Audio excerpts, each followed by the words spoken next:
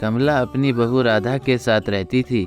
राधा को हमेशा से ही अपनी सासू माँ से शिकायत थी कि उसकी सासू माँ पूरा दिन घर में सिलाई ही करती रहती है। उसके घर में रोज कोई न कोई कपड़े लेकर आता रहता था। इस वजह से राधा अपनी सासू माँ से उखड़ी उखड़ी रहती थी। राधा अपनी सास को सिलाई करने के लिए मना भी करती थी, पर कमला को तो बचपन से ही सिलाई का बड़ा शौक था, इसलिए कमला हमेशा अपने दिल की ही सुनती थी। एक दिन राधा को अपनी सासू माँ पर बहुत गुस्सा आता है और वह अपनी सास से कहती है, माँ जी अब ये सिलाई का काम बंद कर दीजिए। जब देखो आप बस सिलाई लेकर बैठ जाती हो, घर में लोगों की भीड़ लग जाती है आपकी वजह से। मुझे यह सब पसंद नहीं। माँ जी आपको दर्जी बनना अच्छा लगता है क्या? बहू तू नहीं जानती, मुझे बचपन से सिलाई करने का बड़ा शौक था, लेकिन मेरे माँ बाप ने मेरी जल्दी ही शादी करवा दी थी, इसलिए मैं कुछ बन नहीं पाई। पर तू यह सब बात छोड़, देख मैंने तेरे लिए एक नया सूट बनाया है। इसके अंदर मैंने अलग अलग डिजाइन भी डाले हैं। यह सूट तुझे बहुत अच्छा लगेगा। माँ जी मैंने आपसे कितनी बार बोला है यह सब छोड़ दो और अब आप आराम करो। आप मेरी एक भी नहीं सुनती हो और यह सूट मुझे नहीं चाहिए। मैंने आपसे नहीं कहा था मेरे लिए कोई सूट सिलो। तभी गुस्से में राधा वह सूट फाड़ देती है और अपनी सास को दे देती है। यह लीजिए, अब इस घर में कुछ भी सिलने की जरूरत नहीं है आपको। लोग क्या कहेंगे कि मेरी सास एक दर्जी है, सभी मेरा मजाक बना देंगे। मुझे ऐसा पसंद नहीं। अब आपसे किसी के भी कपड़े नहीं सिलेंगी। बहू तुझे यह सूट नहीं पहनना था तो मत पहनती, लेकिन तूने इसे फाड़ क्यों दिया? कितनी मेहनत से मैंने इसे सिला था। कमला अपनी बहू के ऐसे बर्ताव से बहुत ही उदास थी। शाम होती है और राधा की दोस्त पिंकी राधा से मिलने के लिए घर पर आती है। अरे पिंकी कैसी है तू? बहुत दिनों बाद आई मुझसे मिलने के लिए। अरे राधा वो मैं फैशन डिजाइन का कोर्स कर रही हूँ ना, इसलिए ज्यादा टाइम नहीं मिल पाता। चल कोई नहीं। घर पर कैसे हैं सब? घर पर सब ठीक है। कमला आंटी कहाँ है? वो कहीं दिखाई नहीं दे रही। कमला अंदर बैठी हुई फिर से सिलाई कर रही होती है। तभी राधा को सिलाई मशीन की आवाज आती है और वह अपने दोस्त से झूठ कहती है, अरे मेरे सास कुछ दिनों से बाहर गई है, लेकिन तेरी सास की आवाज तो अंदर से आ रही है। मुझे लगता है वह सिलाई कर रही है। अरे वो पड़ोस से आ रही होगी। अच्छा तू यहीं बैठ, मैं तेरे लिए चाय बना कर लाती हूँ। राधा चाय बनाने के लिए चली जाती है। तभी पिंकी मशीन की आवाज सुनकर अंदर जाती है तो वह देखती है राधा की सास अंदर एक डिजाइनिंग ड्रेस सिल रही थी। आंटी जी आप तो यहीं पर है, फिर राधा ने मुझसे झूठ क्यों कहा? बेटी मेरी बहू को पसंद नहीं कि मैं दर्जी का काम करूं। पर माँ जी आप तो बहुत अच्छे अच्छे डिजाइन बनाती हो। आप तो फैशन डिजाइनर बन सकती हो। आपको तो यह सब पहले से आता है और मैं यह सब कोर्स करके सीख रही हूँ, जिसकी फीस ही 2 लाख रुपए है। पर बेटी मेरी बहू को तो डिजाइन ही अच्छे ही नहीं लगते हैं मेरे। माँ जी आप मुझे अपनी डिजाइनिंग ड्रेस दे दीजिए, मैं इन्हें फैशन डिजाइनर को दिखाऊंगी। अगर उन्हें पसंद आ गए तो वह आपको अपनी कंपनी में साथ में काम दे देंगे और आप एक फेमस फैशन डिजाइनर बन जाओगे। पिंकी की यह बात सुनकर कमला बहुत खुश हो जाती है और वह से कुछ डिजाइनर ड्रेस दे देती है और राधा को इस बारे में कुछ भी नहीं पता चलता। फैशन डिजाइनर को वह सभी ड्रेस बहुत पसंद आती हैं। वह कमला को अपनी कंपनी में नौकरी पर रख लेता है और कमला के बनाए डिजाइन बहुत ही फेमस हो जाते हैं। जब यह बात राधा को पता चलती है तो उसे अपने किए पर बहुत पछतावा होता है। माँ जी मुझे माफ कर दीजिए, मैंने आपको गलत समझा। हमेशा आपको दर्जी बनाकर मजाक उड़ाया, आपको दर्जी बोलकर नीचा दिखाया। मुझे माफ कर दीजिए माँ जी। कमला अपनी बहू को माफ कर देती है और उस दिन के बाद से राधा भी अपनी सास की मदद करती है और कमला का नाम सभी शहर में मशहूर होने लगता है। ऐसी तरक्की से दोनों बहुत खुश हो जाते हैं। Thanks for watching. Please like and comment. Subscribe. Indira Nagar में रानी नाम की एक छोटी बच्ची अपने परिवार के साथ रहती थी। एक दिन रानी की फैमिली मेले में जाने की तैयारी कर रही थी। रानी को मेला बहुत अच्छा लगता था और बहुत खुश भी थी। हम आज मेले में जाएंगे, बहुत सारी मिठाई खाएंगे, बलून फोड़ेंगे और बताशे लाएंगे। मेले में जाने से पहले रानी को उसकी माता और पिता बहुत सारी चीजें समझाते हैं, जैसे कि रानी बेटा मेले में चलते वक्त हमारे हाथ पकड़ के ही चलना, हमें छोड़ के दूर कहीं ना जाना। पिताजी की बात को सुन के रानी, हाँ पिताजी हम कहीं नहीं जाएंगे, आप ही के साथ रहेंगे, कहती है। और उसकी माँ कहती है, देखो रानी कोई अगर कुछ भी देना, खाना नहीं, आपको जो चाहिए हमें बताओ, हम आपके लिए खरीदेंगे। तो माँ को भी रानी कहती है, हाँ माँ जैसे आप कहो। तो ऐसे तैसे करके रानी और उनकी परिवार की यात्रा चल पड़ती है मेले की ओर। मेले में जाते वक्त सब लोग नाश्ता करने के लिए उतर जाते हैं।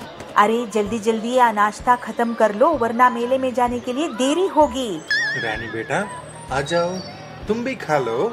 यहाँ वहाँ देखते पीछे ना रह जाना। सबकी बातों को रानी मुंडी हिलाती है, मगर रास्ते में आने जाने वाली गाड़ियों को देखते, उसमें बैठे लोगों को टाटा करते हुए और हड़बड़ी में रानी की पूरी फैमिली रानी की ख्याल न करते हुए चले जाते हैं। बीच रास्ते में खड़ी रानी को याद आता है कि अपना परिवार चला गया है, ना उसको घर का पता है और ना मेले का। घर का रास्ता नहीं मिलने के कारण रानी काफी देर से परेशान हो जाती है। रानी के घर वाले मेले में जाने की खुशी में गाते बजाते आगे निकल जाते हैं। उनके साथ मेले में जाने वाले और परिवार भी जुड़ जाते हैं और रानी अपने साथ नहीं है इसका ख्याल ही उन्हें नहीं आता है। घर की रास्ता ढूंढने में परेशान रानी, अरे चाचू आपको इंदिरा नगर का रास्ता पता है? अरे नहीं बेटा, इंदिरा नगर में कहाँ जाना है आपको? मेरी घर की पता तो पूरा मुझे नहीं पता। ऐसे कहते हुए रानी आगे निकल जाती है। रानी को भूख बहुत सताने लगती है। भूख से जोर से रोती हुई रानी चलते चले जा रही है। ऐसे ही अपने घर की पता ढूंढते हुए रोते जाने वाली रानी को रास्ते में चॉकलेट की गाड़ी गुजरता हुआ नजर आता है और उस गाड़ी से एक बड़ा सा चॉकलेट नीचे गिर जाता है। रानी के तो भाग्य खुल गए। रोते रोते जाने वाली रानी की मुंह पे मुस्कुराहट आती है। अरे मुझे भूख लगी थी तो भगवान ने इतनी बड़ी चॉकलेट दे दी। ऐसे कहते हुए रानी अपने घर की रास्ता ढूंढना भूलकर उस चॉकलेट को उठाती है। चॉकलेट इतना बड़ा था कि रानी के हाथ से उसको उठाना भी नहीं हुआ। तो रैपर खोल के रानी एक जगह पे एक टुकड़ा तोड़ के खाने शुरू करती है और उसी समय वहाँ पे एक पुलिस की गाड़ी आती है। रानी को फट से याद आ जाता है कि उसे घर भी पहुँचना है, तो दौड़ के जाके पुलिस की गाड़ी को रोक लेती है। पुलिस अंकल, मैं ना रास्ता भूल गई हूँ, मुझे घर जाना है। बेटा आपका घर कहाँ है? एड्रेस क्या है? मुझे तो सिर्फ इतना पता है कि मेरा घर इंदिरा नगर में है। तब पुलिस वाला भी परेशान हो जाता है और रानी को कहता है, कोई बात नहीं, हम आपको घर पहुंचा देंगे। कहते हुए रानी को गाड़ी में बिठाता है, मगर रानी थोड़ी ही आने वाली थी। वो कहती है, पहले अपना चॉकलेट उठा ले। पुलिस वाला भी डट जाता है, या रानी को ले जाएगा या फिर चॉकलेट को। तो रानी दोनों हाथों से खींचते हुए उस चॉकलेट को गाड़ी में चढ़ा देती है। गाड़ी में बैठ के पेट भर चॉकलेट खाती है। रानी ने सोचा थोड़ा बहुत इसे पुलिस वाले को भी दे दे और बाकी बचा हुआ घर ले जाए, ताकि घर में जो उनके परिवार है वो भी खा सके। हाँ, इतनी अच्छी चॉकलेट तो अकेले नहीं खाना चाहिए, ज्यादा चॉकलेट खाने से दांत सड़ जाते हैं ना। ऐसे मन में कहते हुए पुलिस वालों को भी एक एक टुकड़ा चॉकलेट तोड़ के देती है। उतने में पुलिस स्टेशन भी आ जाता है। इस तरफ पुलिस स्टेशन में रानी की पिताजी और माँ भी थे। वो कंप्लेंट लिखाने आए थे रानी के बारे में। अपनी माँ और पिताजी को देखते हुए रानी दौड़ के आती है और कहती है, माँ और पिताजी देखो ना मैं क्या लाई हूँ। अरे रानी बेटा, आप कहाँ चले गए थे? रानी, तुम्हें इतना समझाया था ना कि मेले में जाते समय हाथ नहीं छोड़ना चाहिए। हम कितना घबरा गए थे। कहाँ गए थे आप? और पुलिस की गाड़ी में आप कैसे आए? अरे माँ, मुझे ना भूख लगी थी और घर का रास्ता भी नहीं पता था, तो मैं वहाँ पे ये चॉकलेट मिला, खाते बैठी थी। पुलिस अंकल मुझे घर जाने की प्रॉमिस करके यहाँ लेके आए हैं। अच्छा हुआ तुम्हें यहाँ तक ले आए। हाँ पिताजी, आप यहाँ पे हो ना, अच्छा ही हुआ। कहते माँ और पिताजी की दोनों को हाथ पकड़ के गाड़ी तक ले जाती है और माँ पिताजी गाड़ी में देखते हैं कि इतना बड़ा चॉकलेट पड़ा है। अरे रानी, आपको इतना बड़ा चॉकलेट किसने दिया? कहा था ना कि कोई कुछ दे तो आप उसको खाना नहीं।